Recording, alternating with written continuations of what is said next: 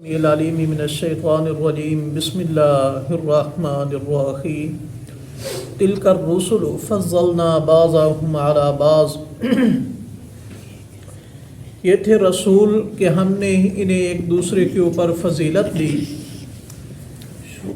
مضمون قرآن پاک میں پیچھے آپ نے پڑھا کہ جہاد چل رہا ہے اور اللہ کے دین کے بارے میں خرچ کرنا یہ چل رہا ہے۔ درمیان میں ایک دو آیتوں میں اللہ کریم ارشاد فرماتے ہیں کہ یہ پیارے پیغمبر صلی اللہ علیہ وسلم اللہ کے سچے رسول ہیں، اور ایک خول میں آ کر ایک ضد میں آ کر کسی دوسرے پیغمبر کی گستاخی نہ کرو، بلکہ رسول اور نبی ہونے میں سب نبی برابر ہیں، اور سب نبیوں کا احترام کیا ہے، ہم سب پر کیا ہے، لازم ہے، اور ہر نبی کو اس لیے بھیجا گیا ہے کہ اس کی اتباع کی جائے، نہ کہ ایک نبی کو مان کر دوسرے کا کیا کر دیا جائے، انکار کر دیا جائے۔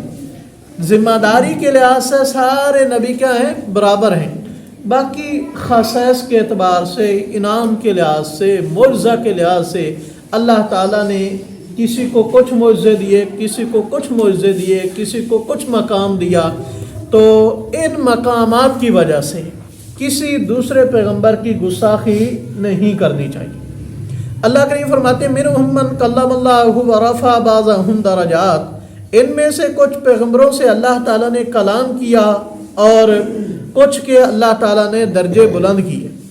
وآتینا عیسیٰ ابن مریم البینات وایدناہ بروح القدس، اور ہم نے عیسیٰ بن مریم علیہ السلام کو واضح دلائل دیے، اور ہم نے ان کی مدد کی روح قدس کے ساتھ ساتھ یہ بھی بتا دیا کہ یہ ہم نے معجزے دیے کہ وہ مٹی کے نقشے بنا کر کے پھونک مارتے ہیں تو وہ پرندے بن جاتے ہیں، اڑتے ہیں اللہ کے حکم سے، بیمار کو ہاتھ لگاتے ہیں تو وہ کیا ہو جاتا ہے، ٹھیک ہو جاتا ہے، مردے کو کہتے ہیں اللہ کے حکم سے زندہ ہو، کھڑا ہو، وہ کیا ہو جاتا ہے، زندہ ہو جاتا ہے۔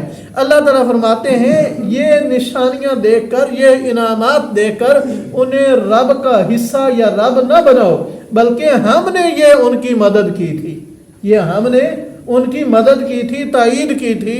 اور اسی طرح کچھ لوگ ان کے مخالف ہو گئے تو ہم نے جبریل کو بھیج کر ان کی کیا کی تھی، حفاظت کی تھی۔ نبی پاک صلی اللہ علیہ وسلم کے پاس ایک یہودی آیا، یہودی نے کیا کہا کہ اللہ کی قسم حضرت موسیٰ علیہ السلام تو سب سے افضل ہیں، پورے جہان سے افضل ہیں۔ تو صحابی رسول سن رہے تھے، ان سے یہ برداشت نہ ہوا، تھپڑ دے مارا اور کہا کہ محمد صلی اللہ علیہ وسلم سے بھی بہتر ہے۔ اب یہودی نبی پاک صلی اللہ علیہ وسلم کے پاس یہ بات لے کر آیا تو نبی پاک صلی اللہ علیہ وسلم نے سب کے لیے یہ پیغام جاری کیا کہ دیکھو موسیٰ علیہ السلام پر مجھے فضیلت نہ دو، یونس بن متی علیہ السلام ان پر مجھے فضیلت نہ دو۔ نبی پاک صلی اللہ علیہ وسلم ارشاد فرماتے ہیں کہ سب سے پہلے قیامت والے دن مجھے ہوش آئے گی، میں دیکھوں گا، یوں ہی دیکھوں گا تو حضرت موسیٰ علیہ السلام اللہ کے عرش کے پائے کو پکڑے ہوئے ہیں، یہ نہیں پتا کہ انہیں بے ہوشی آئی ہی نہیں یا وہ مجھ سے پہلے ہوش میں آئے ہیں، کیونکہ دنیا میں طور پر انہیں ایک دفعہ بے ہوشی آئی ہے۔ تو یعنی اس طرح فضیلت بیان کرنا کہ دوسرے نبی کی توہین ہوتی ہو، تنقیص ہوتی ہو، یہ کیا ہے، حرام ہے۔ اور یہی طریقہ کار ہم نے نبی کے یاروں کے بارے میں اختیار کرنا۔ بعض دفعہ لوگ حضرت ابو بکر صدیق رضی اللہ تعالیٰ کی شان بیان کر رہے ہوتے ہیں تو ایسے محسوس ہوتا ہے دوسرے تو تھے ہی کچھ نہیں۔ اسی طرح بعض دفعہ حضرت علی المرتضیٰ رضی اللہ تعالیٰ کی شان بیان کی جاتی ہے، معلوم ہوتا ہے دوسرا تو ہے ہی کوئی نہیں تھا۔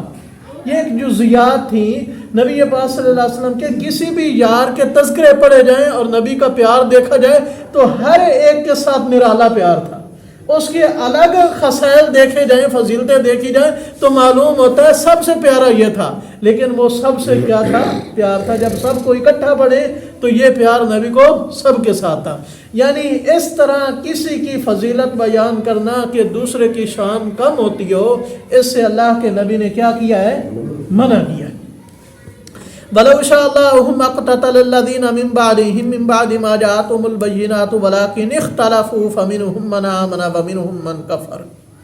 اور اگر اللہ تعالیٰ چاہتا تو نہ ایک دوسرے سے جھگڑتے لوگ اللہ تعالیٰ کی طرف سے واضح دلائل آنے کے بعد اور نبیوں کے بعد، لیکن انہوں نے نبیوں کے جانے کے بعد اور دلائل آنے کے بعد کیا کیا ہے؟ اختلاف کیا۔ بس ان میں سے کچھ ہی ایمان لیا اور کچھ نے کیا کیا؟ انکار کیا۔ اللہ تعالیٰ نے یہاں بتا دیا کہ میری مشیت یہ ہے کہ میں بندے کو پیدا کر کے اسے کیا دوں؟ اختیار دوں کہ وہ اپنی مرضی سے مجھے مانے اور اپنی مرضی سے میرا کیا ہے؟ انکار کرے۔ اللہ تعالیٰ نے انسان کو عقل، شعور اور اختیار دیا ہے کہ وہ میری مرضی کے مطابق زندگی گزارتا ہے تو اسے اجر ملے گا، اگر میری مرضی کے خلاف چلتا ہے تو اسے کیا ملے گی؟ سزا ملے گی۔ اللہ تعالیٰ فرماتے ہیں جبر میں نے انسان کے اوپر نہیں کیا کہ میں کسی کو مجبور کروں کہ وہ میری بات کیا ہے؟ مانے، وہ کیا لائے؟ ایمان لائے۔ جب اللہ جبر کرتا تو کسی کی مجال ہے وہ کفر کرے، اللہ کا انکار کرے۔ تو اللہ تعالیٰ نے انسان کو عقل، شعور، تمیز دی ہے اور پھر اختیار دے دیا ہے، اور اختیار دے کر انسان کا امتحان لیا ہے کہ اب اس اختیار کو غلط استعمال کرتا ہے یا صحیح استعمال کرتا ہے۔ وَلَوْ شَاءَ اللَّهُ مَا اقْتَتَلُوا، اور اگر اللہ تعالیٰ چاہتا تو یہ لوگ آپس میں جھگڑتے نہ، یعنی سب کو مجبور کرتا ہے وہ مومن مان جاتے، کوئی جھگڑا ہی نہ ہوتا۔ وَلَكِنَّ اللَّهَ يَفْعَلُ مَا يُرِيدُ، لیکن اللہ تعالیٰ وہی کرتا ہے جس کا ارادہ چاہتا ہے۔ اللہ تعالیٰ کا ارادہ یہ تھا کہ میں با اختیار بندے کو دنیا کے اندر بھیجوں بعض کاموں میں کہ اور اس کا امتحان لوں۔ اب ہم سب کا امتحان ہے کہ ہم یہ کھلی چھوٹ دے کر کے اس کی نافرمانی کرتے ہیں یا اس کی محبت میں آ کر اس کی تابعداری کرتے ہیں۔ تو اللہ تعالیٰ ہمیں اپنے دین پر اور اپنی اطاعت پر ثابت قدم رکھے۔ آمین۔